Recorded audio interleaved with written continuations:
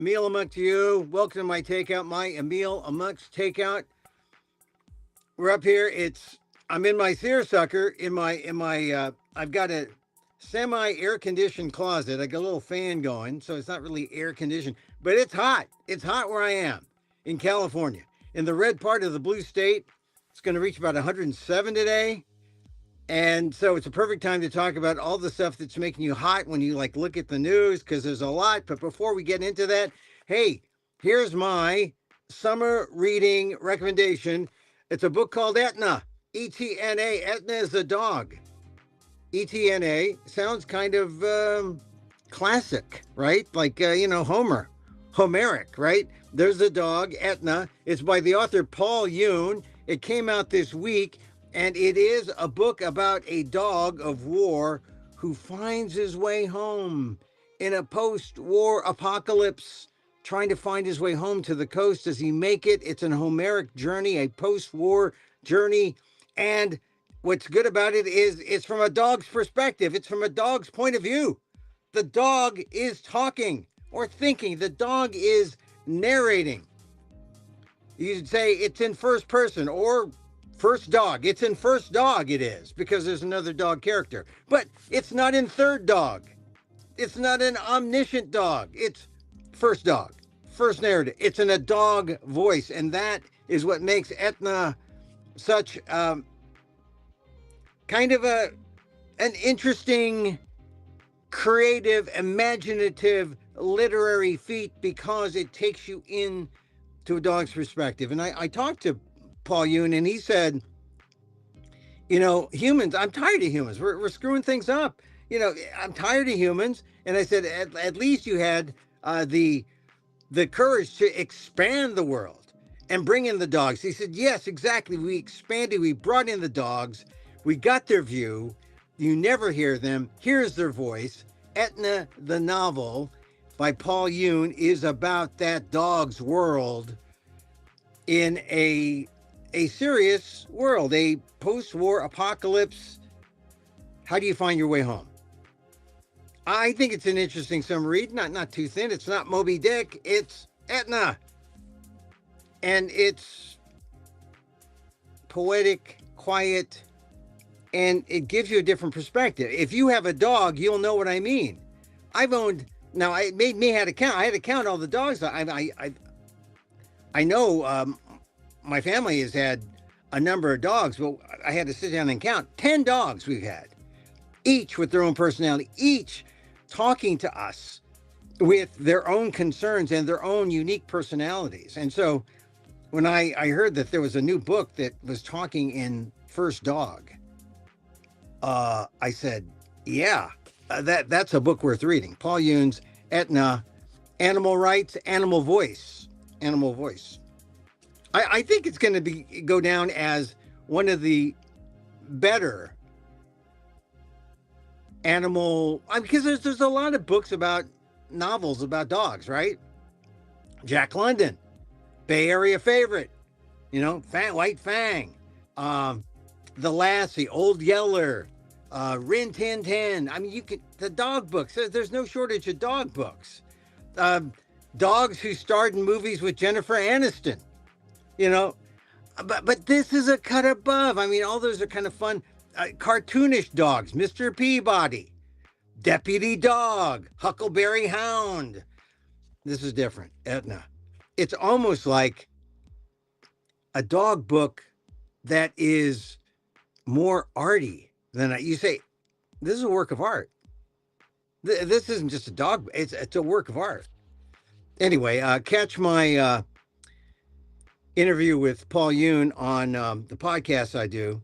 That wherever your podcast, just put down Paul Yoon and my name, Emil Guillermo. You'll find it, and get the interview, and listen to just what he says about our condition, and that is the point of literature, right? Etna is the name of the book. Paul Yoon is the author, and it's out now. Summer read. It's very, it's not Moby Dick length. It's like Old Man in the Sea length. So, you can get through it, if you're a non-reader. You don't need to go to audiobooks. it's a you read it and you say to yourself, I've had an experience, and it's not like the experience I had after reading Lassie, or reading Rin Tin Tin, or reading John Berger's Bill, or it's not like any of those other dog books. It's not like Old Yeller, although I read Old Yeller, Fred Gibson, seventh grade. Oh, Sounder. I mean, dogs have been used. And all right, I don't want to alienate the cat people, because cats are worth it too. And there's a cat in the book, but not as big a role as the dogs. So anyway, Etna, Paul Yoon, have I said? Just read it, please, please. It's a dog book. All right, so it's Friday. We'll be playing this throughout. We just like to review the week sometimes. Some big stories. The week started off really with a bang. Abdul El Sayed in Michigan, winning by a margin, a small margin, the Michigan primary. That sort of sent people into a tizzy. What are we witnessing? What are we seeing? If you read my column on Inquirer.net, you know how I feel, that it was kind of like a revolution. Not a revolution, not, because the revolution takes place in the ballot box, and enough people went out there. But now, here's the thing. People thought El Sayed was going to win by like 10, 12 points. He won by 1 point. I mean, like 15,000 votes. So it wasn't like overwhelming, but it was still a revolution, because the mantle of people who want Medicare for all, the mantle of people who want, a fair economy, a fair shake for working class people, now isn't Bernie Sanders. It is people of color, like El Sayed, like AOC, and Bernie Sanders is now the acceptable Democratic Socialist or Democratic Progressive or whatever, the independent is now. This was his job. His job was to say, hey, the day of the aging white man is over. Look at the demographics. And he opened the way for AOC. He's opening the way for now El Sayed. Now, I noticed he did not endorse Francesca Hong in Wisconsin, and her primary is coming up. We'll talk about Francesca Hong also with my guest coming up. All right, so we had El Sayed. We had just today, we had the Ballroom being set back by judges. So judges seem to say, hey, we got to step up and we got to stop what's going on in the White House. So they stopped the Ballroom, and it's probably going to go to the court. The court. How good is the court? Well, the court was good, but the guy in the White House doesn't care about the court, because the other day he signed executive orders to try to stop birthright citizenship and birther tourism, which take place in with countries, Russia, China, coming here to America, having their babies, having them be citizens. They go through the loophole. You could fix that loophole easily, but he wants this executive order to try to go up against the Supreme Court's decision to uphold birthright citizenship. So now you got the Supreme Court sort of back in the mix. You have the Supreme Court. Will they stand up to Trump? Because you see, he doesn't care. Trump doesn't care about the Supreme Court. And he's showing it by, Supreme Court said, oh, you can't go after that Fed board member, Lisa, the one that he went after, the African-American woman. And he's now going after her again, even though the Supreme Court said you can't do that. I mean, he's going to find a way. He's going to find the workaround. Todd Blanche, you think people are like standing up to this guy in the White House, but Todd Blanche, I thought we had enough Republicans who would stop Todd Blanche's advancement. Murkowski said she's stopping him, but then we had Senator Cassidy of Louisiana say, no, I'm going to vote, which was striking to me. Like, why? Why is he going to vote to approve Todd Blanche, the president's former personal attorney, as attorney general to be the chief enabler of president corruption. So this is where we are in the world today. I know it's Friday. You want to get rid of all these things, but the world's on fire. And what is going to happen next? I mean, I think you don't need to be obsessed by it, but I think you need to at least pay attention and know what's going on in the world or what's going on in the White House. And if the tea leaves look good for the good guys, or it looks like you can't, it never looks good. The fight goes on, right? The fight continues. Anyway, this is why on Friday, I bring up my friend, Professor Emeritus, San Francisco State University, Daniel Phil Gonzalez, Asian American Studies, College of Ethnic Studies, because he is almost as obsessed with all this as I am. And I know you have an opinion. And I know that, and I know that it's important that two Filipino Americans born here can openly discuss these things in public to people out there, so they know that Filipino Americans born here have an opinion about these things. So, Dan, of all the things I mentioned, what's the most important thing to you, in your mind? Jeez. Anything associated with power, with political power. Anything associated with political power. Okay?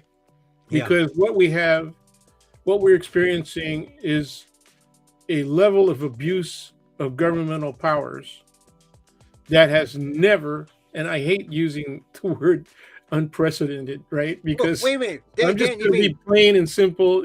We have never seen this level of abuse of governmental power ever, and a large amount of that has been protected by Supreme Court edict. Okay? Dan, you mean to say you're going to kind of crib off the president's favorite term, the likes of which we've never seen? We have never seen the reason that you don't want to use those phrases is because 95% of the time he's either lying, right, intentionally, but 100% of the time he's wrong.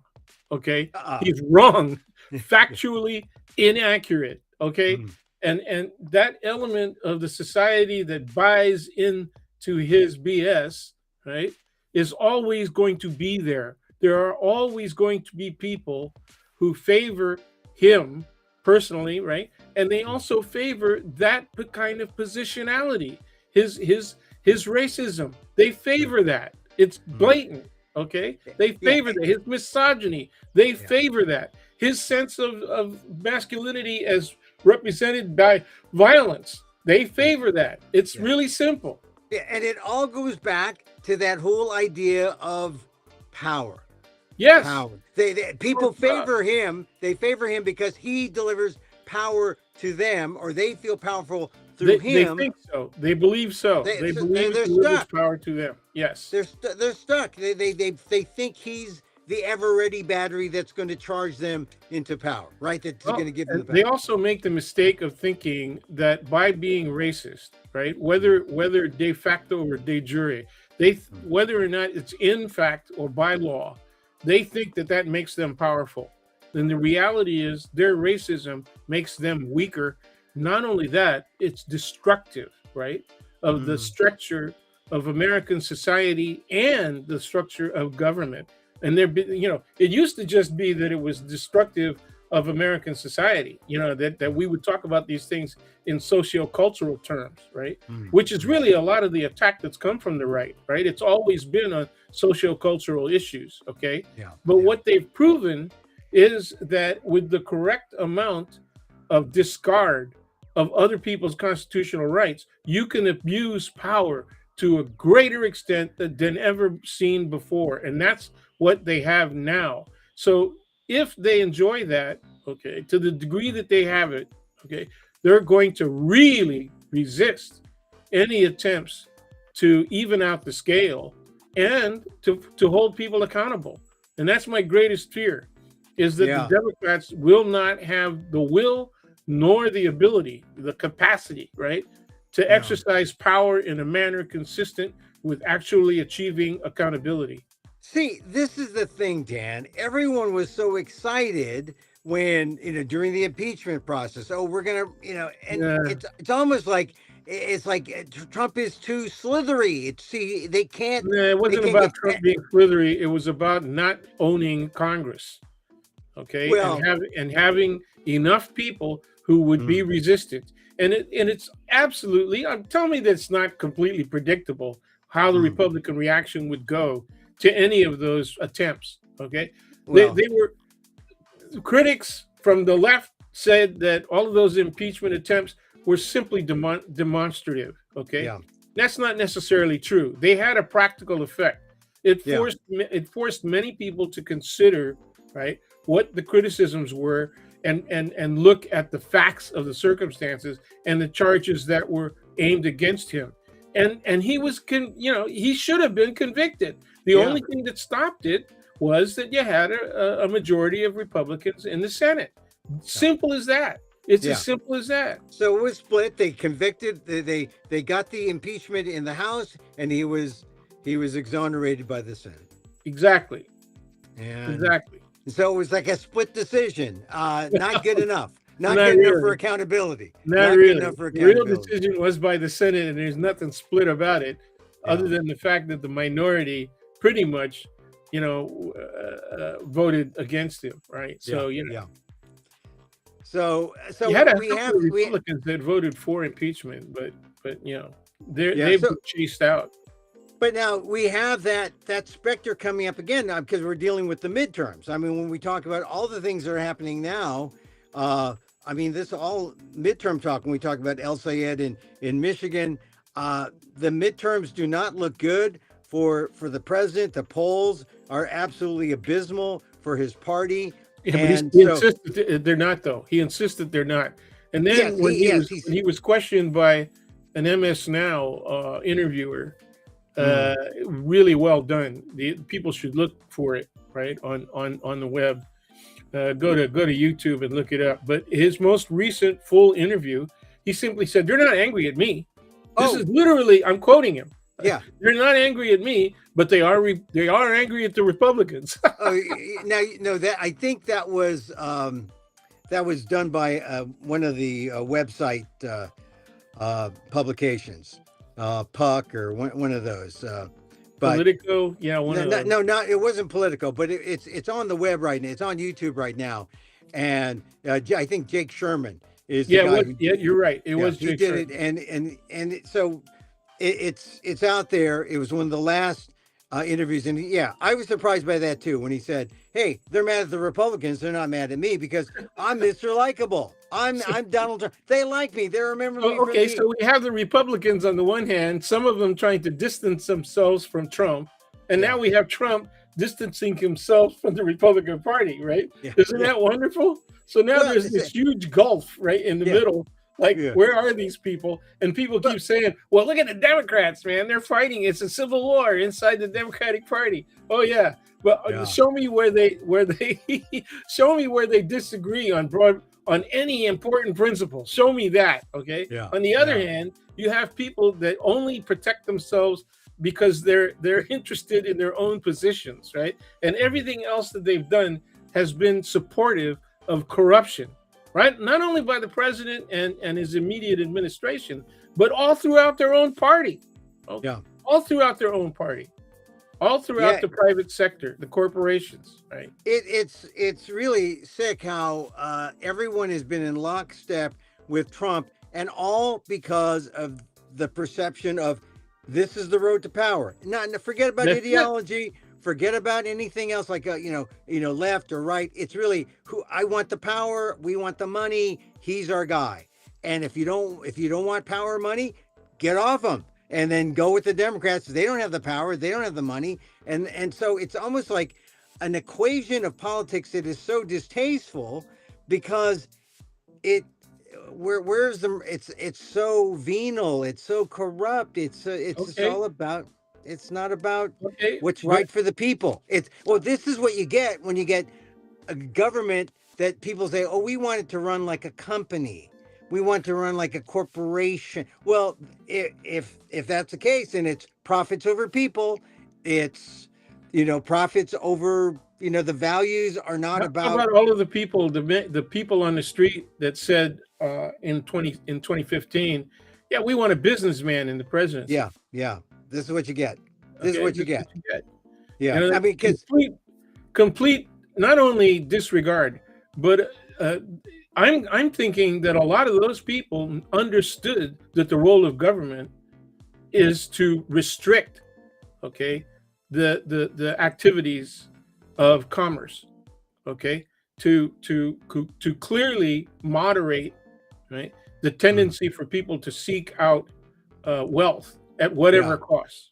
right. Okay, Well, they forget the other part of the equation, which is you restrict corporations in order to empower consumers. that's And right. the consumers are the people, consumers are the voters, and people miss that somehow. So, Also to restrict the behavior of monopolies, oh, yeah, of yeah. corporations that have such tremendous control Mhm. over means of production, vertically and horizontally, right? Yeah, That it wipes out small business, and that's yeah, exactly the experience that we've been having for the last 60 years. That it's yeah, been 60 years. I mean, yeah. remember in the 70s? Well, yeah, you're younger than me, so the I 70s, remember.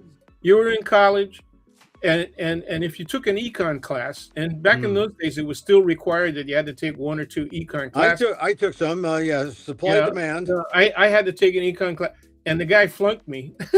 What? What? During the strike, yeah, the guy flunked me, so I had to take that semester over again because I got a bunch of D's and F's from these guys. But anyway, I wiped out that entire semester and started all over again. Yeah. But the guy, this guy, was so anti, and this was true all throughout the campus, and especially at UC Berkeley. And that's Mhm. one of the reasons that the free speech movement got started, was they wouldn't even let him talk about the distinctions between capitalism and socialism. They Oh, they yeah. they virtually outlawed it on the Berkeley campus, and that's what Yeah. started the FSM, the free speech movement.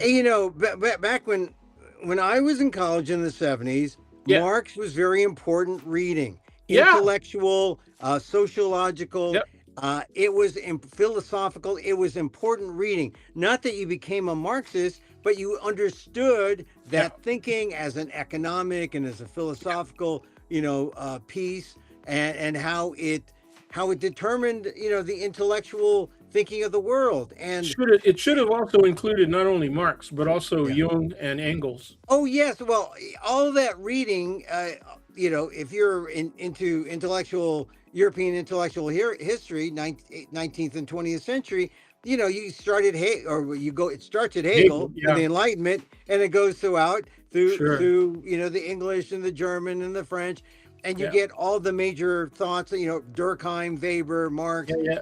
It's important to get all of that, but it doesn't turn you into a Marxist necessarily. Although there were some people who said Yeah, they you started did to like be it. open Yeah, to it sure. They because they they thought it saw could work. they They still believe it could work, even though it's been modified, well by they experience. looked to Sweden, they looked to other Yeah, examples, and they yes, said this is the way democratic socialism can work. But and they also saw the even communism. Cuba, even Oh, yeah, Cuba. Cuba, yeah, yeah, yeah. But that's true. But they pointed to examples where communism was evil and didn't work, and Yeah, and don't the you Russian don't you and know? the Soviet system. The Soviet system was not socialism. The Soviet Yeah, system was fascism in a socialist jacket. right. I mean, it's what Donald Trump wants to do He's now with what he's America. doing.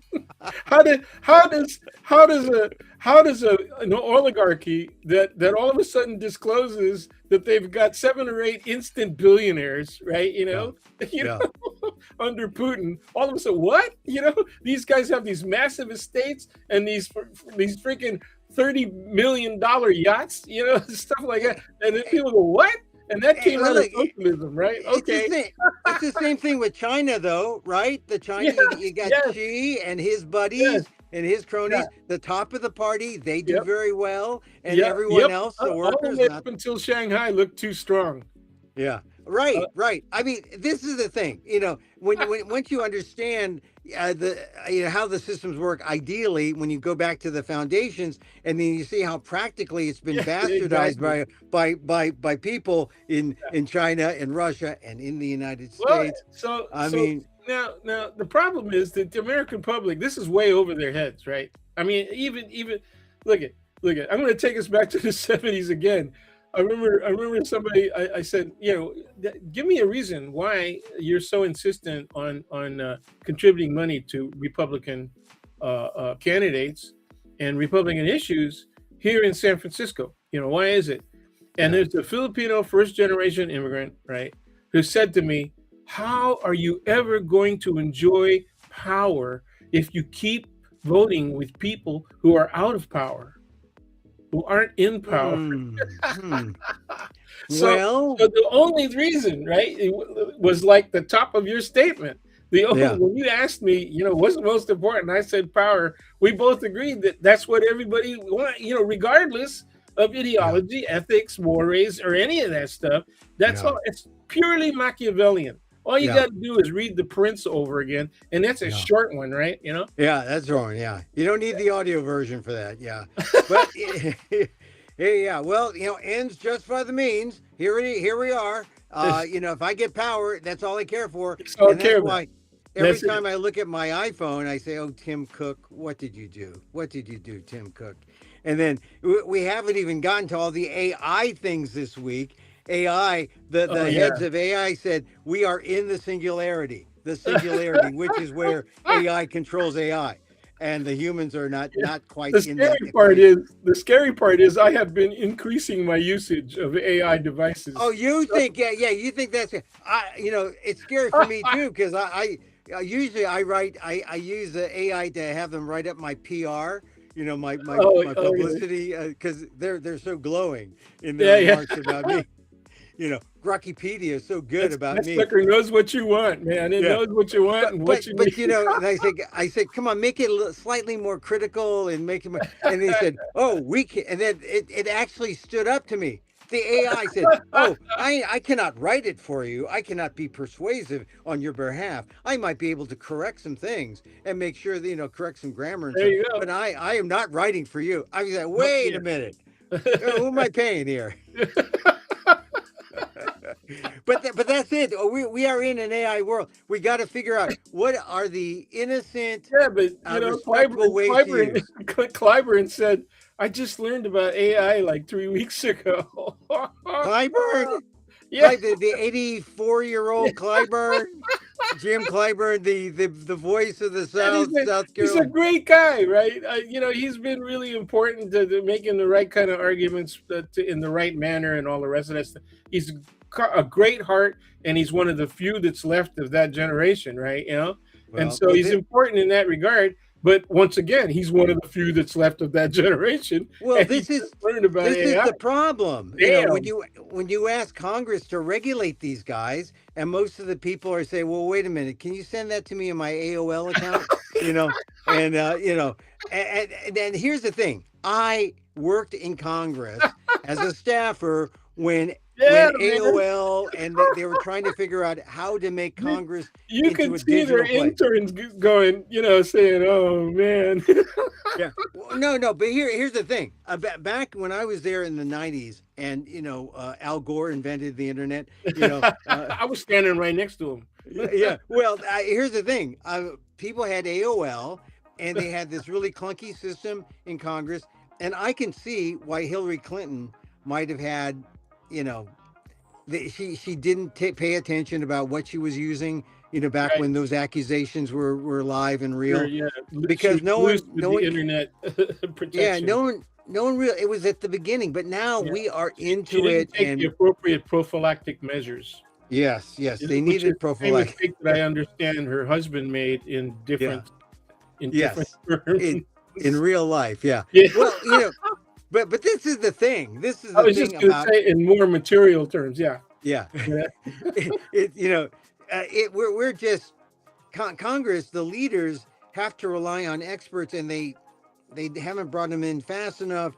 Or now it's No, man, I don't know. these guys have been ignoring them. They do have connections with experts, but they intentionally burn everything they get told, man, because they don't want to be held responsible for, oh, I didn't know that. They have to be able to say, well, I didn't know that. I'm going to have to take that up with my staff, that kind of stuff. And let me tell you, man, any of their staff who are under like 40 years old, right? They're thinking, what the hell? You guys got to catch up. And you can, I always look at the expressions on the faces of the people who are sitting behind them. Oh, when they're impaneled. But they look down. They look down and they're texting somebody like, God damn it, this stupid son of a bitch did it again, Yeah. Oh, yeah. He put his foot in his mouth there. Yeah. Well, okay. All right. So let's get back on track in terms of where we are with, today a judge stood up and stopped efforts for the ballroom. Trump is upset. He calls the ballroom now a military necessity because he loves his ballroom. He loves his he loves all the things he's doing with the statues because he sees that as, look, I'm not going to leave a legacy in terms of policy. I'm going to destroy the government. That's not enough of a legacy, but I want to do something good, like, the ballroom. I'm thinking about everybody. That's how Trump sees it. But Americans don't see it that way. Americans. Well, okay, that's how I agree with you that's what Trump really believes. Yeah. Okay, because he's egomaniacal and that's the way his brain works. Okay, he really believes that stuff. Okay, but but everybody else wanted to let him do it because they didn't see harm. They really didn't see harm, right? And you had to let him do it because you'd get slapped around and fired, right? If you contested it. So you got to let him do it. Now, when this happened, when this decision came down, when the earlier decisions at the district level came out, I said, well, it's about time. And it was predictable. Okay. Yeah. But then the issue was, what's SCOTUS going to do? Okay. Yeah. So here we are at that in-between stage, right? Where the appellate court, said you got to stop and you got to go back to Congress, essentially, and get permission. It was a 2-1 though. Yeah. You got to be careful because it was a 2-1, and so Trump goes forum shopping, right? So he thought they had it on their side because it was a district court, right? It was a DC court. So, but 2-1, and the one was a Trump appointee, okay, and she's female and an Indian American. Ooh. She's an Asian American, man. Yeah. Okay, so you gotta be wary of this, right? Yeah. We're Filipino, we're Asian American, even though Filipinos, some of them think, no, we're not. We're different. We're Malay. This is going to go to the Supreme Court, and like everything else, because regardless of where how ineffective Congress is, if it's the courts and versus the White House, the executive branch, it'll get to the Supreme Court. And we're talking about these executive orders on birthright citizenship. They're going to go back to the Supreme Court, and the Supreme Court has already ruled. I mean, does he really think he's going to? That's his lawyers. That's his lawyers, man. The dumbasses keep trying to come up with new decisions, right? This is a Republican process that goes all the way back to the way they legislate in all of the states, right? And in California, you got the best illustrations. They come up with a proposition.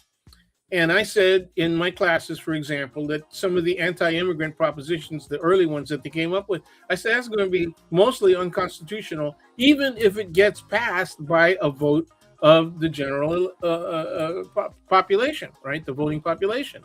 And that's exactly what happened, right? Yeah. And so then the people said, well, if you know that it's going to happen, if you could anticipate, right, as a person with a law background, if you could anticipate that stuff is going to be held unconstitutional because it's so bad, right? Why did they do it? Why did they propose it? I said so that they can see how it fares, right?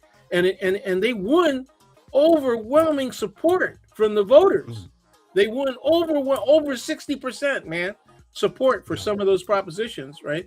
Even though the court said, large portions of these are unconstitutional, okay? And they said, well, why do they do it then? And I said, because they're going to come up with another version that will pass. And I give them as an example how Proposition 13 passed very easily because people didn't want their property taxes to go up, right?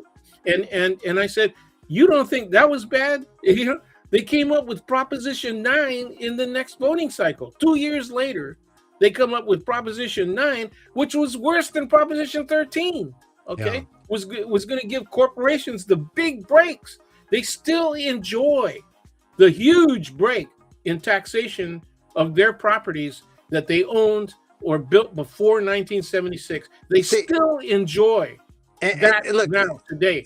This was the problem with bypassing the legislature Yes. and taking it to the Initiatives. people, because the people, they just want to do the easy thing, and they want to like their leaders. They hate everyone else, but they like their leader, and that's what Trump has going for him. Oh, they like me. They hate Republicans. They like me, and so and they feel sorry for me, an 80-year-old man, who's a little addled, up at night, and not with the sleeping in the separate bedroom from his wife. They're posting memes on Truth Social. They like me. They don't like Republicans, but that doesn't mean that I mean, he thinks he's gonna be able to escape accountability. I don't think No, he thinks he is. He thinks he is. I think moderate Republicans, right, non-MAGA Republicans, and especially traditional conservative Republicans like Thune, for example, right? Yeah. Okay. They know that they're susceptible. They're vulnerable, man. They're vulnerable to all kinds of stuff. And Thune is guarding against that. He's not just protecting himself. He's trying to protect the Republican Party as best he can. The integrity of the Republican Party, if you thought they had any, what little left there is, they're trying. I mean, you know what it is? It's like protecting yourself from bullets with with one layer toilet tissue. Oh yeah, it doesn't work. Yeah, one ply. Ply. Look at Mike Johnson. Look at how good Mike Johnson has done. I mean, he's been terrible. And you but he sounds good. He sounds good, and he looks cute doing it. Yeah, but why is it that all the good Republicans have left? They've left, and they've gone to Bulwark. They've gone to the Lincoln Project. They've gone and they still can't control. They still can't get to the heart of the Republican Party. No, they can't. Because people want to protect their seat. First and foremost, they want to protect their seat. They don't want to lose that seat. And the person that constitutes the greatest threat of them losing that seat, and in immediate terms, is Donald Trump. Yeah. And he's proven that, right? Yeah. He's proven that. And then you got people like Cassidy, right? Who's already out. He's burned by Trump. Burned and danced on by Trump, right? And what does he do? He says, yeah, I'm going to vote in favor of Blanche, right? See, that doesn't make sense, because I woke up and I saw that Yes, it does. He's a twerp. Yeah, well, I saw that Murkowski was holding steady, and she was going to vote against. And I thought, and everyone assumed. How about Collins, man? Collins got to protect herself. She knows she's in trouble. Yeah. And so, I think she got permission. I think she got permission not only from Thune but also from Trump. Okay, to protect your position, you're going to have to say no on Blanche. I understand that, but Trump would do that knowing that he's going to still have a majority of the Senate on his side. Yeah, it was just and then to see that Cassidy was turning. Oh, it didn't make sense. And Blanche is got to be the worst. I mean, to be the chief law enforcement officer of the United States. Maybe because he knows that he still will be.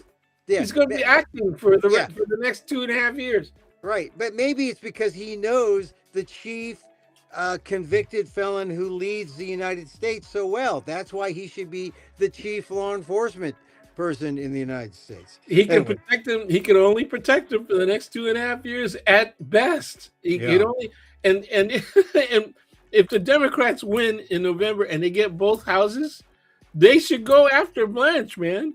They should go after him and crucify that idiot. There's going to be a long list. They may not have enough time, but there's already a movement to disbar the dude, right? And that's why people who take objective positions on whether or not you violated your your fiduciary duty, man, as Yeah. a member of the court. Yeah. That's Well, it's people try to remember. surprising. You're acting as a member of the court. So Yeah.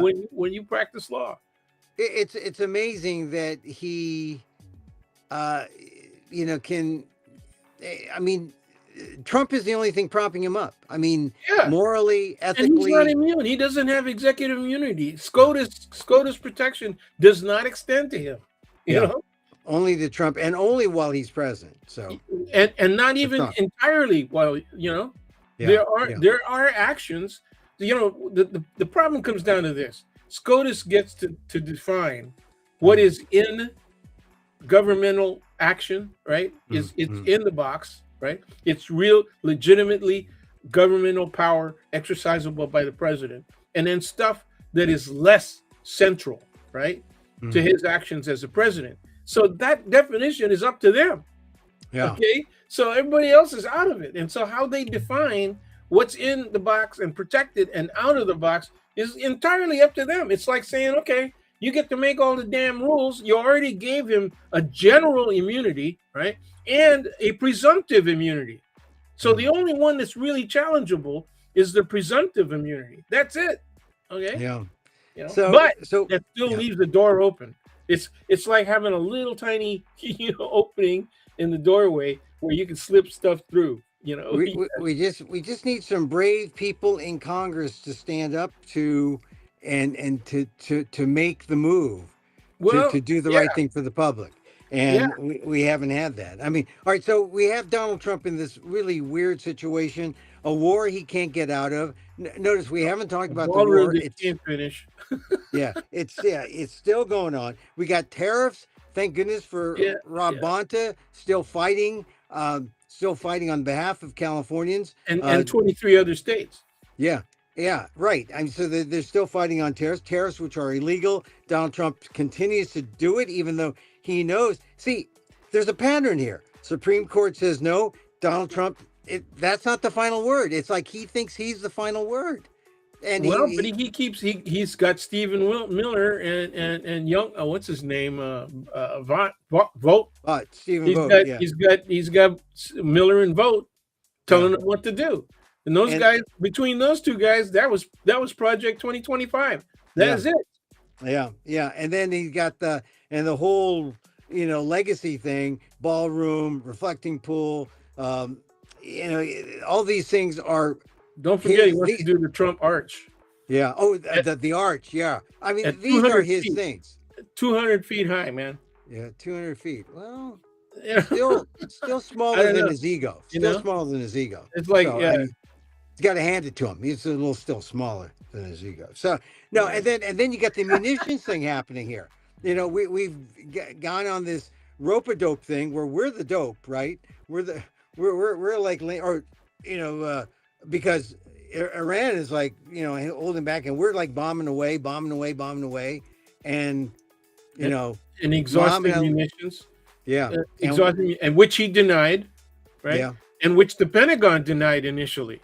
yeah. Okay. But now they, But enough leaks came out, and everybody, just do the math. All you got to do is say, okay, here was what we knew we had, okay, and here's how much we've been bombing the hell out of them.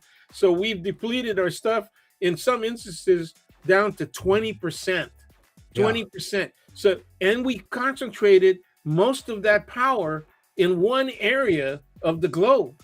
So we're virtually defenseless in some other areas of the globe. national security, Who's the most national security. aggressive in those areas? China. Yeah. China is the most aggressive in those areas. So what the hell? We're lucky it's China because Xi ain't nuts. Putin is. Yeah, yeah. Well, Putin's got his own war to Yeah. deal with. She's got other things. He's got an economy he's got to take care of. But yeah, we are not in a good situation. We No. got a bad economy. That's your He sucker is making you even more a master of understatement. understatement. Yes, people are saying affordability. They can't afford gas. They can't afford groceries. I mean, it's pretty tough out there. I mean, I Oh, went no grocery kidding. shop. I went grocery shopping the other day, Scary, and I'm just freaking surprised scary. how much more expensive we're paying. I'm going to the places. Well, I always, went to the warehouse type stores. Yeah, sure. There are better warehouse stores than sub Costco. There are some good warehouse type stores that are pretty decent. They're not as down as grocery outlet, but they're right in the middle, and you can get some good prices. But it's getting pretty tough. Pretty It tough. is incredible. One of the great things about the digital age is that you can look at your past purchases, Oh yeah, right, and you can see what you paid. So you can do a comparison between now and last year, or now and 3 months ago, right? And yeah, and you can do an instant comparison, right? Now I yeah, don't know that most American consumers are doing that, but what they are experiencing is at least they know that it's really hard, given their limited or income, yeah, to buy the same level of stuff, right, yeah. that you did last year. It's as So, simple so as that. yeah, sometimes it's you don't need the data like a lot of people insist you need data. You just need the feeling. Well, yeah. You know when the basket doesn't look nearly as full, but the pocketbook is lighter by Well, about 10-15%. if you need to make an argument, you need the data. But Yeah, if you want people who just want to act on what their needs are, they don't need the data. They just go with the feel and the experience, the actual yeah. experience. That's it. Well, But well, that's exactly the problem with the yeah, American voting public, yeah. is that they go too much on feel and not enough on data. You know, they don't. They're too freaking lazy. Yeah. That's my Well, accusation of the no, general American public. I think you're right. I think we don't read, we don't care. It's Friday, let's get out of here. It's like We want to and we enjoy pay the the price. masturbatory. We want to enjoy the masturbatory pleasure of sports, of professional sports. I We like want that word. I like that word, the masturbatory. Yeah, The the masturbatory. The masturbatory, the masturbatory. Oh, the masturbatory. Yeah, masturbatory, that's where we go to double do the it. S. Is that Yeah, where we just go to double do the it? S. Yeah, yeah, Yeah. double That the S yeah. instead of a single S. Yeah. Yeah, that's also like a sanatorium. The masturbatory, that's where we go to actually do the thing. You know, Uh, and we sit around like the Greeks. We sit around I'll tell you, like one of the great mistakes. Some Jesuits can make mistakes, and one priest. We were on a we, uh, we were on a retreat, and one priest was talking about sexual behavior, mm, and he said, "Gentlemen, if you engage in masturbation, yeah. one woman will never be enough for you." And we all looked at each other and go, "Damn, I'm gonna go back my room and pee off right All right, let's go back to the masturbatorium And and you can take care of tell, this problem. that with the pregnant pause, right? Every pun intended. You can tell with the pregnant Yeah, pause that he realized how badly he screwed that one up. yeah, yeah. You See, know. that's why, Dan, I went to public school, and you can tell. You can tell I went to public And school. you went to pubic schools. Public school, yeah. All right, so Dan, we talked about the munitions. Now let's talk about the big thing that happened at the start of the week. And I wrote my column for the Inquirer.net, and I said, look, I did call it. I don't think it's out of place or overstating it to call it a kind of revolution. This is more evolution than revolution, because now it's not Bernie Sanders carrying the mantle for Medicare for all and for No. the kind of working persons Yeah. platform. It's Mhm. people of color. It's AOC. It's El Sayed. It's Abdul El Sayed, and I Don't forget think that had. Francesca. Francesca, man, she's Well, I want to talk about her because I'm not sure about her. But okay. let's one at a time. I think El Sayed. You look at him, doctor. Well, but I he's not a practicing physician. right. He's He's a epidemiologist. Yeah, he's a public scientist. health public health guy. But I heard his speech, and maybe his victory speech the next day on Wednesday, and maybe he was saying that because Well, you talk to Haley Stevens, the Munchkin Haley Stevens, but they're all kind of they found the common enemy, which is the Republican Party and Mike Rogers, the Republican candidate, and they're going after him.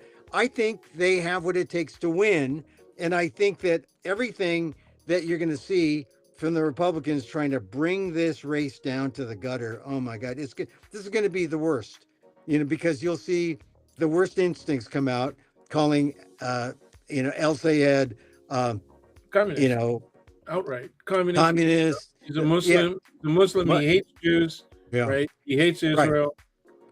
I mean, the things in his speech on Tuesday and Wednesday, I thought were very they they don't. He doesn't seem like a terrorist. He doesn't seem like an extremist. He doesn't seem like any of those things that the Well, see, Republicans that's trying to the paint. problem. That's your Yeah, problem, Emil. You yeah, don't yeah. recognize subtle terrorism. Oh, Okay. subtle It's a terrorism. cover. Yes. Yes. Yeah. This is a terrorist in sheep's democratic clothing. Okay. I said, well, This is the problem. they asked him point blank, tell me about, he told me, and he said in his speeches, he loves, Jewish people. He's for Jewish safety. I think that, He swore that he would personally, right? mm, Personally guarantee people's safety at his rallies, right? When he right, was right, you know, right. and I, and, he asked him, is And he anti-Semitic? he offered that to people who weren't going to endorse him, right? Other Well, Democrats. right, right. Here's his. This is from his speech on Wednesday. Is a victory speech of sorts after he was declared a winner by 1 percentage point. He said, "Jewish people and Judaism are a light unto the world." That's not what an anti-Semite says. He says, "I'm deeply grateful for them, and I will always stand with the Jewish people against any anti-Semitism of any type." That's El Sayed, and he's going to be vilified by the right, by the conservatives, by the Republicans, who see him as, they see that as the only way that they can defeat He, this. he's Democrat. Al Qaeda. He's Al Qaeda in the flesh. El Sayed Here's might the as well be problem. Al Qaeda. You're right. Here's the problem. The American public is vulnerable to that kind of argument because of their general perception of Islam. Yeah. That's it. Okay. Yeah. Their perception of Islam is worse than Al Qaeda, right? It's worse, Mhm. because they've seen people get beheaded live, on YouTube, right? Yeah. And so they associate that and generalize that kind of activity with all of Islam. And in actuality, that is contradictory to Islam. That activity is contradictory to Islam. Okay. But Yeah. they don't see it that way. Yeah. All right? Now, Well, when you read the Bible, what you find is that in the quest for their own homeland, okay, the Israelites did similar things to their enemies, right? mhm. They practiced absolute kill them all, absolute. If it was difference of genetics, they practiced absolute genocide. That's the way all you got to do is read the freaking Bible, and especially the Christians who claim that that's all literal. Everything in there is literal. Really, it happened as it was described. Okay, I mean, how many people had like a variety of wives, right? And then you read David, the great hero, right, of Israel, and then you say, wait a minute, he had kids by this woman, but it was this woman that supposedly he was married to when he got started, right, as the king of Israel. And as a kid, I was going, wait a minute, how many wives did this guy had? I had to go to the encyclopedia, say, hey man, let's check this out. And then what you discover is they were all like that. Yeah. All right. All right. So your point about El Sayed, that people are prone to these kind of arguments because they don't understand. Yes. They don't believe in they nuance. Well, I give them the credit for understanding, paying attention to recent history, and being able to see the references that they have to bad behavior by people who claim that they are professing Islam. Okay. Yeah. What they need is a little better history and understand that the development, for example, of modern European sciences and culture occurred best in those societies that had all three religious effects. Okay, all three: Christianity, Judaism, and Islam. Yeah. And So one of the best examples of that is the Iberian Peninsula with Spain yeah, I just think that people are too and they're Portugal. too open. They're going to be open to the dog whistle. They're going to be Yep. open to Yes. all Yes. these racist, xenophobic things, and we're not going to get anywhere. But it looks like I think there are enough Democrats and there are enough people who hate Trump in Michigan that Michigan will prevail.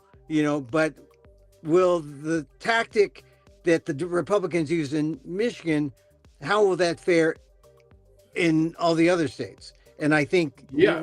in Michigan, you're going to see, It's that definitely going to be tested. a challenge. It's definitely going to be a challenge. Well, the Yeah. other thing that Michigan has is it's got a strong Muslim population. Oh yeah. Have you been to Dearborn?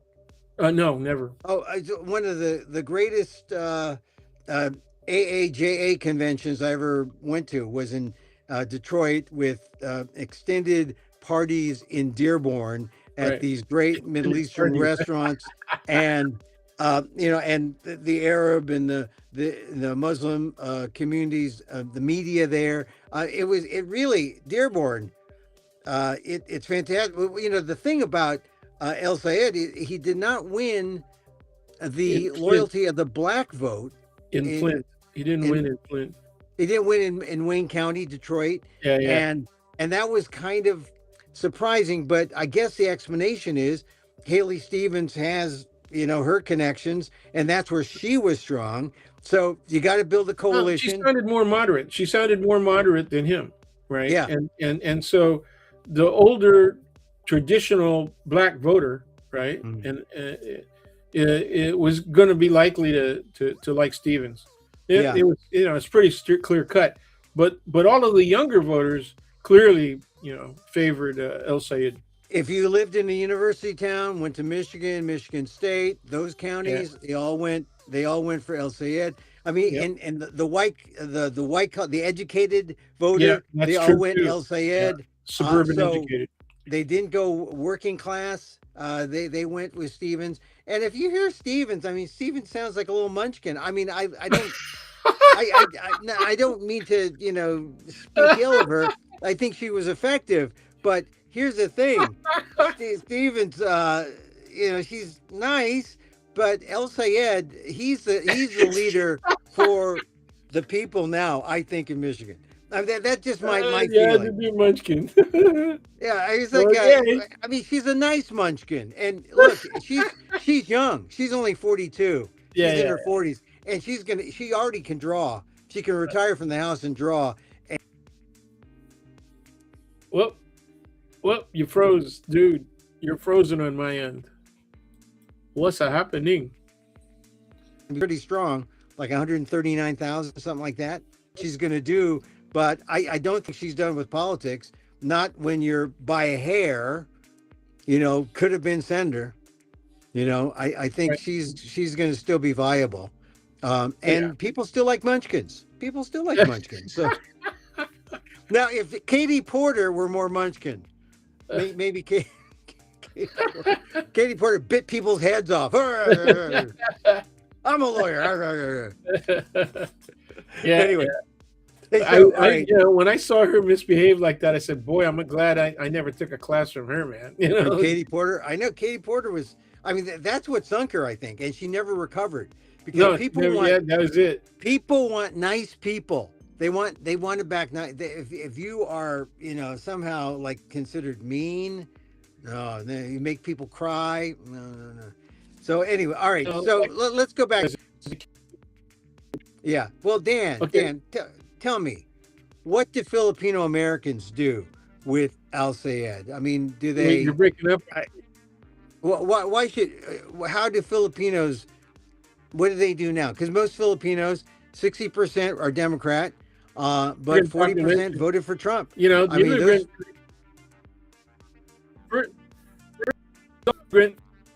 First generation who come here as a built-in anti-Muslim attitude, because that's the way it is in the Philippines. Yeah, that's the way it is in the Philippines. Yeah. Okay, I mean, even when I was in '87 on one of my trips to the Philippines, I was escorting a group of students that I was going to Mindanao, and that we were going to Zamboanga as one of the places that we would be visiting. Right, freaked out because he said, they cut your hand off to get your wristwatch. In Zamboanga, they're going to steal from you. They're gonna beat you up or shoot you or stab you. And they would freak out every time a black looking, especially Muslim looking person came to their door. And there were a lot of people who would sell fabrics, right, door to door. And they were Muslims. They were people from Mindanao that moved in, that were selling in the Cebuano areas, in the Visayan areas, right, and moving up from the south to a little bit to the north. And they would freak out, man. My uncle would go get his gun, right? Yeah. I hear you about the first generation immigrants, many of them, subsequent to 2000, 2020, newer Filipino immigrants. But how about the rest of the community? Do you think, 60% are Democrats. I think even though Obama was only accused of being Muslim, the fact that he has a Muslim sounding name, right, kind of softens the anti-Muslim attitude a little bit, even though he's not Muslim. Obviously his father was, but he wasn't a really religious practicing Muslim, right? And he didn't have much contact with Obama as he was growing up. So I think it's a little looser for younger people. And among the younger voters that are under, let's say, 40 or even 35, I don't think it matters that much at all. I think they judge people on the basis of what they are doing, what they say they want to do, and then how much of that they've accomplished. That's the basics, right? That's just the basics. What do you think you're going to do? How are you going to do it? And do you get it done? Yeah. All right. So the Filipino Americans, the majority of whom are Democrats, you think they'll back El Sayed and without a problem. But there's still some, maybe those who are Republican oriented, the 40% who voted for Trump, they'll balk. Oh yeah. Oh, obviously, yeah. There's no way. There's a sizable portion of that 40%, let's say about half of them, would never vote for a Democrat ever. Okay. Yeah. They would only vote for Republican. So the only thing that you can hope for is that they lag, that they don't vote, that they don't come out and vote. Okay. Yeah. But when it comes to somebody like Said, they can El Sayed, they're going to be motivated. That element of the Republican voters is going to be heavily motivated to come out and vote against him. Yeah. There's something about El Sayed that is, because he's for, Medicare for all. He has replaced Bernie Sanders, and in many ways that's good because it's not a white man, out there saying it's not an old Jewish guy. Yeah, it's the new demographic of America, and that's what I point out. And that's really a part of the Filipino American story, that we are a part of this. We can participate in this evolution. It's more evolution than revolution, but we can participate in it. It's happening now. The demographic shift in our society, and Bernie Sanders was wise to say, "Hey, I'm not gonna I can't do another rodeo. Let's open it up for AOC. Let's open it up for El Sayed." And that's great. I applaud that. But one thing I was curious about, this happened earlier this week, Bernie Sanders would not come out and endorse the Wisconsin Democrat Francesca Hong. And I have listened to her interviews. I know she's the front runner. People cower in her wake because she's very popular in Democratic circles, as in Wisconsin, in the legislature. But she is almost I don't know. She's almost a woke cartoon in some ways. I mean, really, I mean, I mean, if you think Haley Stevens is, or I think Haley Stevens is a munchkin, what does that make Francesca Hong? I mean, I like she's Yeah. No, she's Francesca over the Hong. top. I mean, She's over the top. You look at her background. Yeah. She's a part-time bartender. She's like, I don't want to pull this elitist 1% thing, but she's not really very impressive when you talk. She's impressive in that she has achieved so much for someone who ran a restaurant and was a cook. And she'll say, like she was taken to task this week for some social media posts that said she was all for abolishing Thanksgiving, right? That's right. And now she said, "Oh no, Thanksgiving is my favorite meal." Look, she said some things in her youthful days because she was a firebrand, and now she's showing some, I guess, maturity.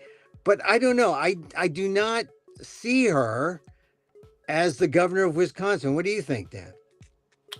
That's a tough one. I still favor her. I'm really curious as to why she did so well compared to Barnes, right? Yeah. Because previous to her entry into this primary race, I thought Mandela Barnes was favored. I thought that he was thought, as he was one of those rising stars, right? And so I was really intrigued by the fact that she won by such a margin, in Wisconsin. Maybe she's a good cook, But I don't know, but I mean, in terms of her rhetoric, in terms of maybe well, she reminds her stuff, her attitude is right up there with abolish the police. Yeah.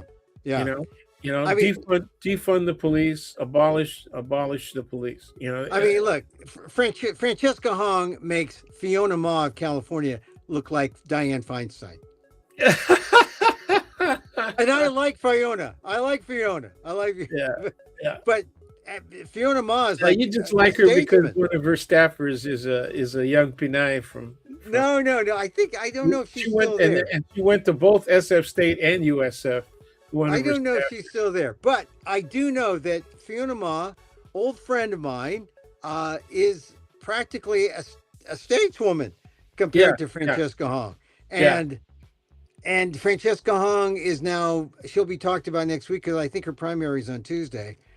If she wins, I mean, she's raised something like a tenth of the money. I mean, a fraction of the money that the Republicans have raised.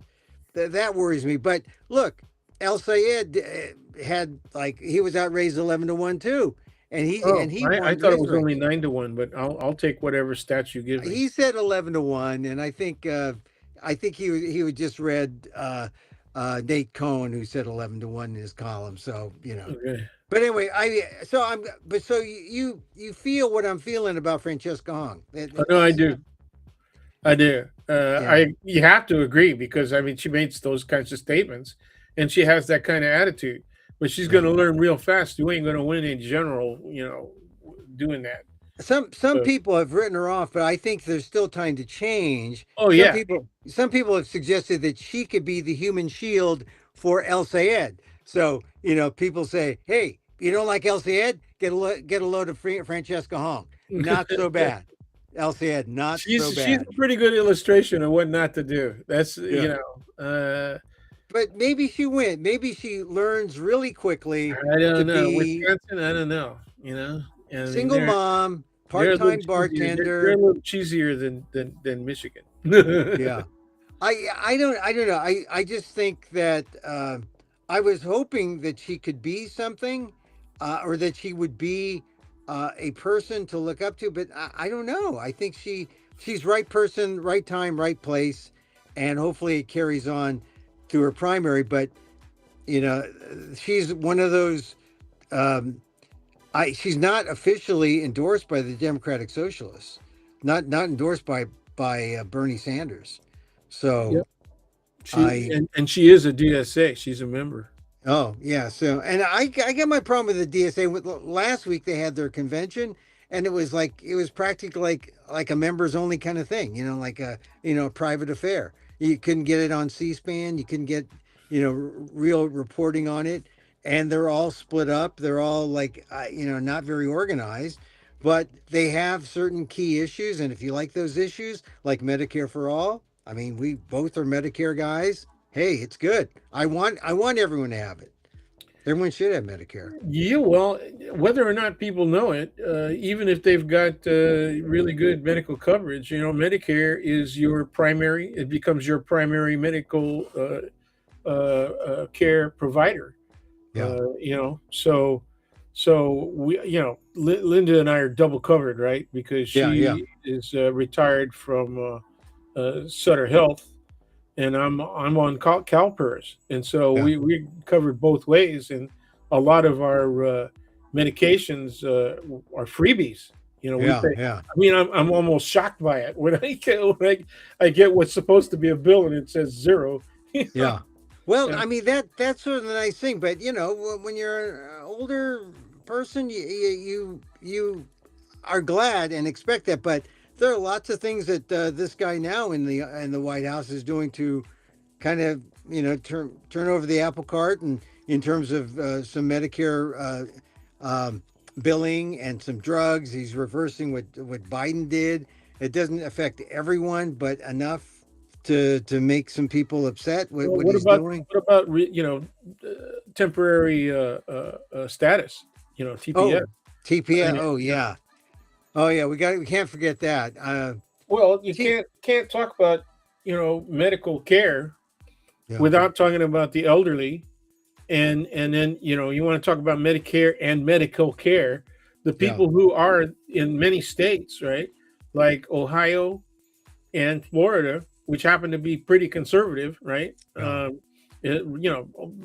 Florida is absolutely red, Yeah. even dark red, and they've got a huge population of elders down there, and Mhm. they're about to go without substantial medical care Yeah. from Well, caretakers. what do we do with this? It's not just the medical care; it's just living, right? If their TPS was stripped, um, if you're a member of the Haitian community, some people are going underground.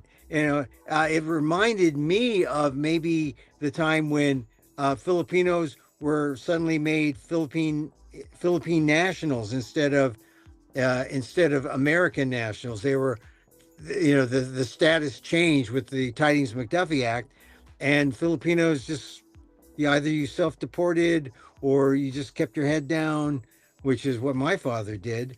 But what do Haitians, for example, stripped of TPS? I see reports that And in an environment where Ace is out to get him now. yeah, I'm yeah, sorry, where ICE is out to get him now. I see, yeah, So they're gonna hunt. They're gonna be hunting. It's another and group. It's another group that they can put in detention yeah, and make money for the people who build the detention yeah. center. And meanwhile, you mentioned ICE. ICE is screwing up left and right. People are dying. People are, But you okay, know, here's again the language that we use. We have to be careful. They're not screwing up. They are performing exactly the task that they've been given. They're doing it in a violent way that mm, obviously violates people's constitutional rights. mm, Whether or not these people are even subject to deportation, and even though 70% of them have no criminal records whatsoever, right? yeah, They're still stripped of their rights, and it's not because those rights aren't available to them. It's because we're both unwilling, right, and incapable. There's not enough courts available to render due process for right. all of those tens of thousands of people. Okay. Yeah. TPS, temporary protective status, so important. And I remember when it was extended, um, and when it was put forth, when I first heard about it during the Obama years, so important. And now it's been played around with, and now Trump gets rid of it. He found a court that would allow him to, Yes. dismantle TPS. And now, boy, if you're Haitian and you're here, for some many multiple number of years working. I mean, your work status has been stripped. How do you Yeah, make money? that's right.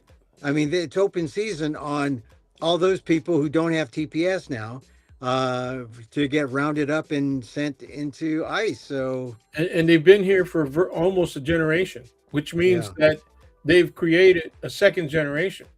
yeah, And, yeah. and There's so they're it's really, kids. Yeah, it's a terrible thing. It's going to have major impact. I mean, you see, the American public still hasn't caught up with the fact that there have been people who have been detained and also deported, but there are also people who have self-deported, right? yeah, Particularly from Latino communities. Okay, yeah, and what does that mean for agriculture? Okay, because we've got the harvesting season for several agricultural industries is coming mhm, up. We're in that now, August, yeah, September, October, right? Okay, and they're already suffering from a shortage of labor. yeah, Okay, and the farmers have already said that. Okay, not only the big farmers, but unfortunately the small, middle-sized farmers as well. yeah, They're going to have a real problem. Okay, and you know what happened during COVID was they had to not plant whole areas of their acreage. Okay, they yeah, had to let it go fallow because they wouldn't have enough support to be able to even if they were able to grow crops, they yeah. wouldn't be able to harvest them effectively. And so here's where the economics lesson comes in. Yes, No supply, high high demand, demand, higher prices cost. go up. That's Yeah, right. That's right. and that's economics. That's all you need to know. Supply Right. and demand. It's a That's little real. term. Well, yeah. That's basically what you need to know.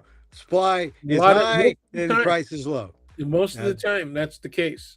yeah, It's real simple. It's yeah. real simple. So, well, Dan, let's talk about something fun. A couple of things that I wrote about this week, and that's Alexandra Ayala. Have you been following her rise to tennis glory? You're a tennis player. Yeah, I haven't been watching it much because these people are way too young. Yeah, they are young, but Ayala likes to wear lime green. Right. She wears That lime is green. one of my favorite colors. You She know. has lime green. She wears lime, and so I like. And there she is exalting as she wins in Washington D.C. I get a call from our common friend in Washington D.C. who I played tennis with when we were in Hawaii together, um, and he said, "Hey, I'm here checking out Ayala," and I said, "Oh God." And I couldn't find it on my cable because it was only on the tennis channel. So I had to subscribe, get the free subscription to the platform that allows me to get the tennis channel. And I am addicted to Ayala. She is great. She's fantastic.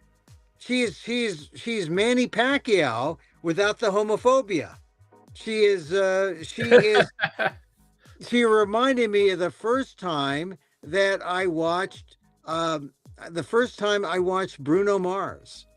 uh, The first time I watched Bruno Mars, I said that's her, I had, Ayala. I had, yeah. I mean, but Well, now except you've made she's me, Filipina. regret that I haven't. That's really good. The way you described this, you've made me regret that I haven't watched her. Oh no, no, no, no. She won in Miami a couple of weeks ago, or when she was on the radar. But now she was in DC. In DC, there's a hotbed of Filipino action there, Yeah, there. and then now she goes to Cincinnati, and then the U.S. Open later in the summer. So there'll be more than enough opportunity to see Ayala do her thing. I just think that Ayala she she's sort of the Filipino of the moment, and different from the other Filipinos. She is full Filipino, right? Yeah, yeah. And she's not poor. She's well to do. I don't think she's a Marcos crony. She's apolitical, which helps. But I see people are that when I watch her thing, people don't know what to do or say about her. You know, I saw one columnist on tennis say, "Oh wow, she's got that cute accent." so different from other Filipinos who try to speak American English. And I said, well, wait, Filipinos have been in America for generations, and they're not speaking with accents because they're American. They speak English. But they were commenting on, oh, Yala has that cute Filipino accent. I said, no, you don't know your Filipino history. She's an immigrant. She's an Asian in America, and I think it's important that everyone claims her, right? The Filipinos, like me and you, we want to claim her.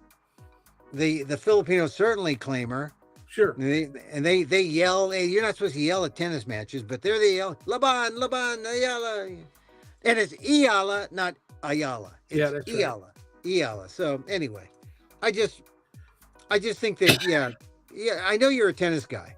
Doesn't I can see because I know you like walking around. How she works. I I'm know going to you go like to the 80th birthday, celebration of a close friend tomorrow. Yeah. And one of our mutual close friends that was at SF State during the strike and who supported the student organization PACE and all that. He was a member of PACE. Was one of the best tennis players, man. I've ever known. Yeah, there were two of them that hit the ball, as Linda would say, like professionals. She said it was really fun to watch these guys play because they hit the ball like professionals. It's true. Well, I had the blood blisters to prove it, right? I just know you're the guy. I just always knew that I was a horrible. Well, I wasn't a very good tennis player because I was inconsistent. On a good day, I looked great, but on a bad day, I couldn't get the ball over the net. All right, let me not flatter you. Let me put it this way: you're the guy who likes to walk around with 3 balls in his pocket. That's you. That's you. That's you.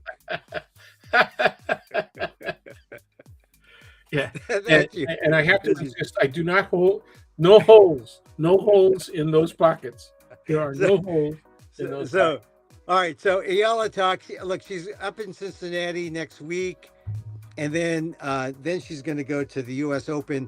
That's going to be her moment to shine, and she's pure Filipino. Unlike Joe Coy, who's half. Unlike Olivia Rodrigo, who's half. Unlike me and you, who are full Filipino but born in America, she is full Filipina American. Oh, full Filipina, not American.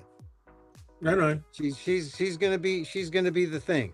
She's gonna be the thing. I think it's great. There are all kinds of sports where we there's no reason that Filipinos can't shine. And they've already proven that in areas like basketball. There just aren't enough of us that are tall enough or have springs like General Soriano. That guy can play ball, man. But anyway, I'm really interested. I'm going to go to YouTube immediately after we're done and see what I can find to watch. Well, read my column that I wrote.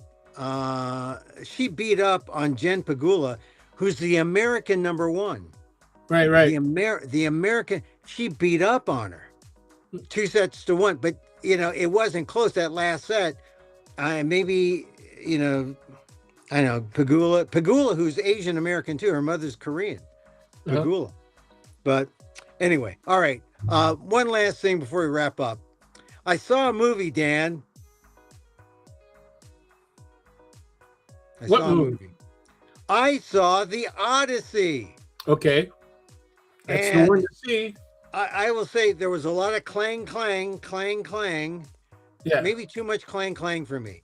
But, and not enough of the introspection, the time with not enough drama, too much story play, huh? Too much violence. But enough. There's enough to keep people interested. But it was interesting. I just felt like I wanted to pick up my old copy of Edith Hamilton's Mythology, which is the old text back in the she wrote that in the 40s. It was used in San Francisco public schools in the 70s, 60s and 70s. And it, Odysseus, man, took him a while to get the Odyssey. Yeah, the Iliad. Yeah, I wasn't crazy about the Iliad, but I was the Odyssey, Odysseus's journey. um, it was I really I Well, enjoyed the movie enough. I was just glad that it brought the right, Homeric thing right. back into life. So anyway, I would suggest it if you like men in sandals. Yeah, yeah, it's cute, cute. A lot of clang, clang, clang, clang, clang, clang. Yeah, Whoop. You yeah. know. Well, there was one guy. There's one guy in that story that shouldn't have worn sandals, but you know. Oh yeah. Oh, and John Leguizamo is in it as the blind man. That's my role. I'm going to come back as a blind man. Oh yeah. I don't know if I belong here or Well, not. Leguizamo is one of those guys that's really great at whatever he does. You know, Yeah, yeah, yeah, yeah, yeah. when he does over the top stuff, he's really good. And Yeah. when he does subtle, stuff, when I almost didn't recognize him when he played roles in spy type movies where he's a Oh, handler or not, more often than not he's a member of the military and he has some activity to do. And it's like, wow, he can play any of those. He's yeah. got good range. Yeah, he's good. He's a good actor. Uh, I also, when I came back from Clang Clang, I went through my library and I picked a movie to watch, and I picked Midnight Cowboy.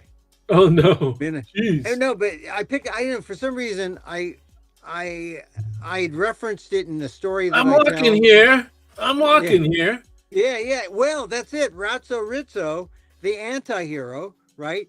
The movie was made in 1969, but it won Best Picture 1970. Yeah, Best Picture. yeah, The first X-rated movie. And so I said, I got to see this to see what X was like in 1969. Of yeah. course, it was not very Xy. No, no.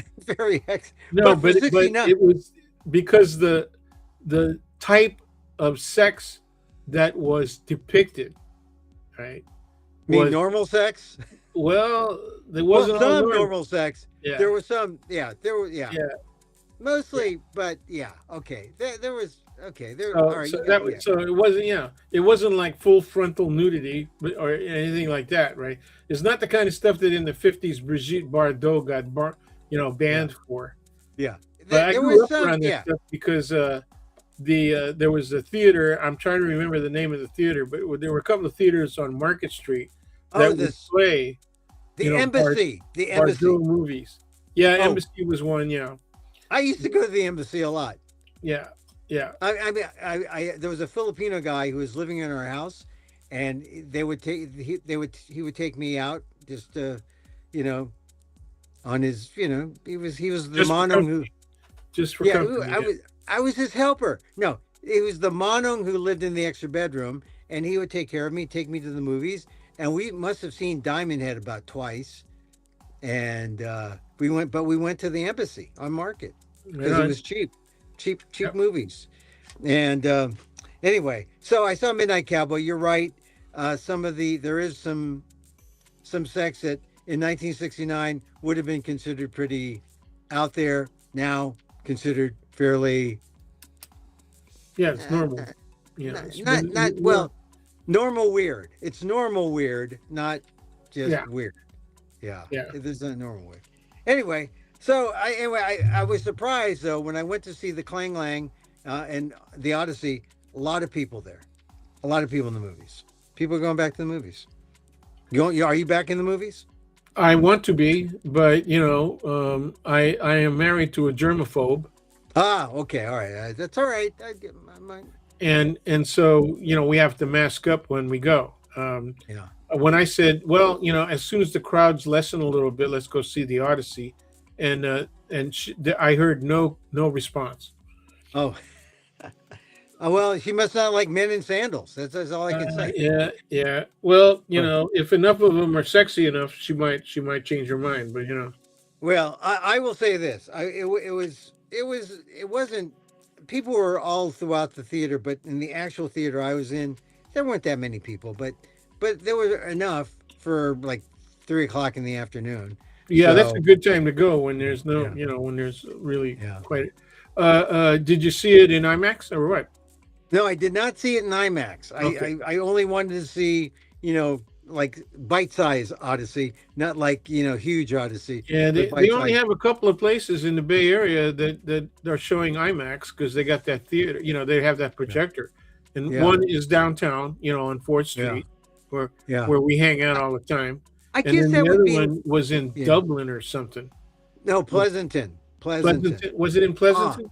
yeah, because that Okay, well, yeah, Dublin, well, more Dublin, the Dublin Pleasanton part, but right, right, that's where I'd go. I would go see it there.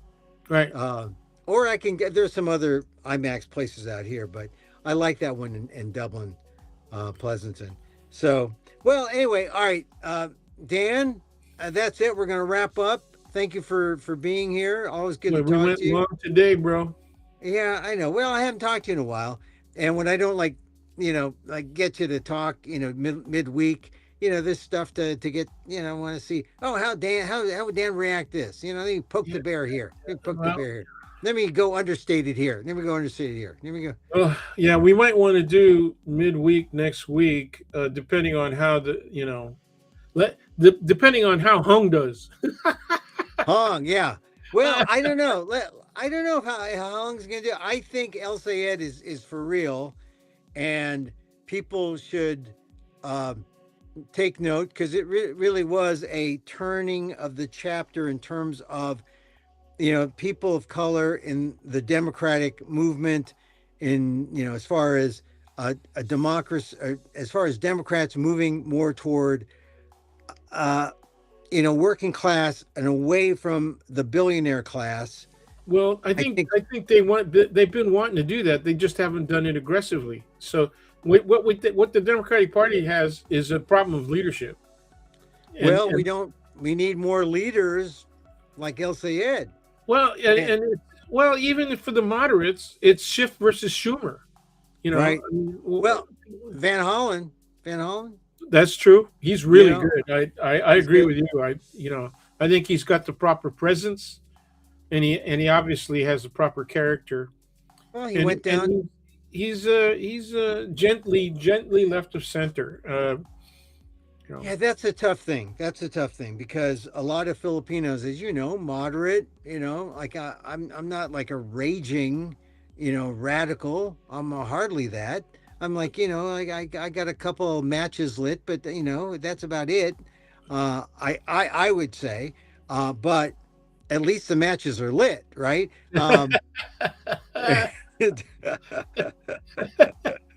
So yeah. I'm just saying. The Democratic Party just needs new leadership, and if they had it, the building unity after what everybody describes as a very hotly contested primary between Stevens and El Sayed, it would be easy to resolve that. She actually did a really good job of saying that you will see us unify and we will work Oh, together. I think both of them did, right? That's one of the great things about that race that they know that yeah, you go after each other in the campaign, and then afterwards you come together and you're unified. Yeah, yeah, the That's question is going to be will Stevens's people do that? Will they be willing to do oh that? well, the voters. Stevens will do it, but will her followers, her vote? Yeah, That's right. that's the question. You're right. And then whether or not El Sayed really reaches out and creates that coalition he needs, because I think he he'll do doesn't. what he has to do. He's Yeah, good. The guy's yeah, good. He's got some that's good. talent.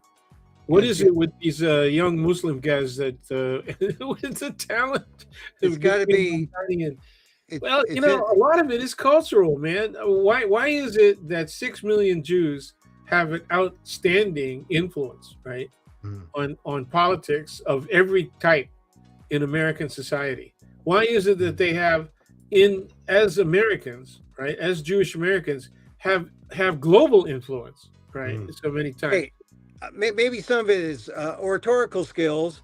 I mean, he speaks well, so maybe he's memorized portions of the Quran or something. I don't know. I'm no, kidding. you Because know, those guys, you know, you go to a that's service, true.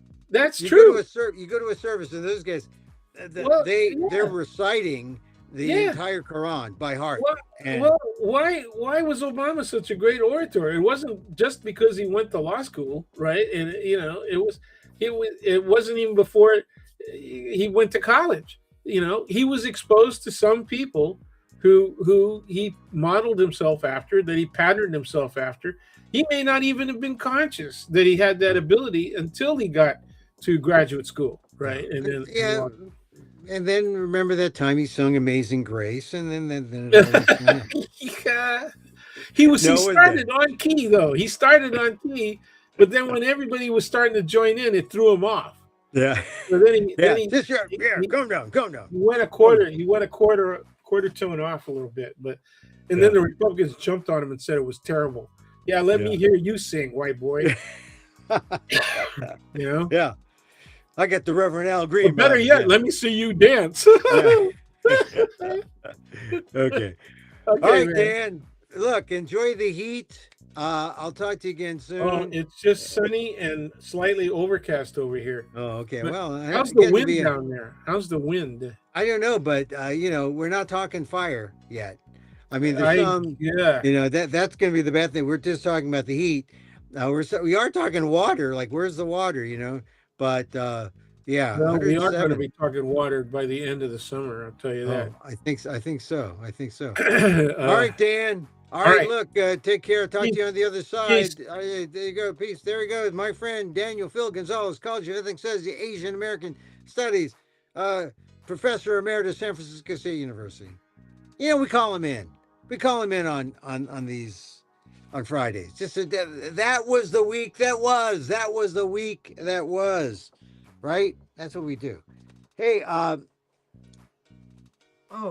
dropped it. I just want to talk about this book, Etna.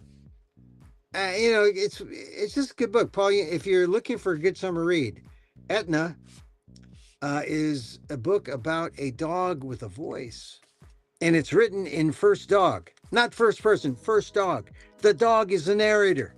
When do you get a first dog book like this? Very rarely. It's a good book, written by Korean American Paul Yoon. We had a good conversation. Do a Google search for Emil, Guillermo, Paul Yoon, our conversation, and watch it or listen to it. It's interesting because he says some things about what makes a book about a talking dog art and literature. I think you ought to see it. You got to read it. Got to read it.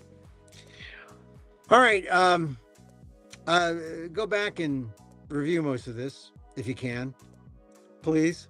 We'll chop up some bits and send it out on the interweb, and you'll see, there's 10 seconds of this conversation.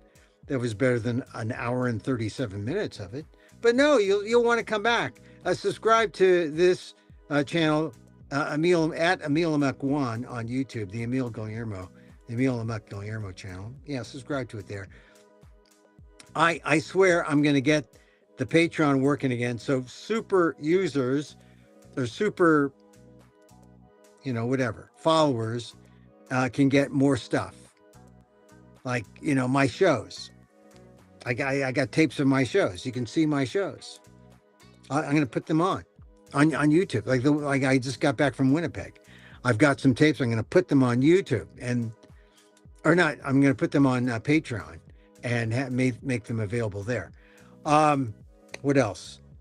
So that's sort of what I'm doing now. Got some things planned in September, writing poetry, writing some columns. Check out my columns on the Inquirer.net, on Substack, the Oakland Post, ASAM News, Hawaii Filipino Chronicle.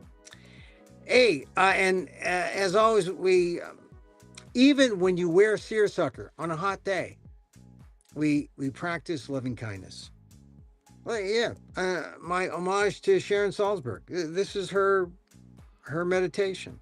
And so as I wish for me, I wish for you. May you be safe. May you be happy. May you be healthy. And may you live with ease. Emil Guillermo here. Have a great weekend. Till next time. Mahal